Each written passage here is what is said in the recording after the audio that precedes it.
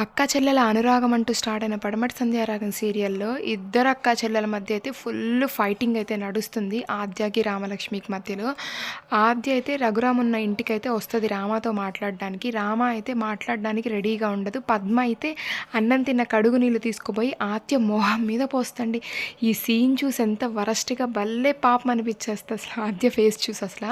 ఇంకా ఆద్య అయితే రామ మర్యాదగా మాట్లాడడానికి వచ్చాను. ఇంక నుంచి నేనంటే ఏంటో చూపిస్తానైతే ఫుల్ వార్నింగ్ ఇస్తదనమాట.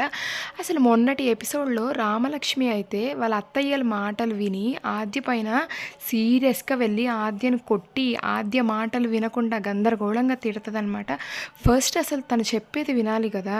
అందుకని చెప్పి చెప్పేది వినకుండా అక్కడి నుంచి వచ్చేస్తనమాట. వస్తా ఉంటే పైకి పైన యాక్సిడెంట్ అయిద్దనమాట. చూడండి ఎంత రిలేటెడో. అక్కడ ఆద్య మాట వినకుండా ఆద్యను హర్ట్ చేసి వచ్చింది. అందుకని సేమ్ రామాకు కూడా అదే హర్టింగ్ అయితే జరిగిందనమాట మొన్నటి ఎపిసోడ్‌లో. Thank you.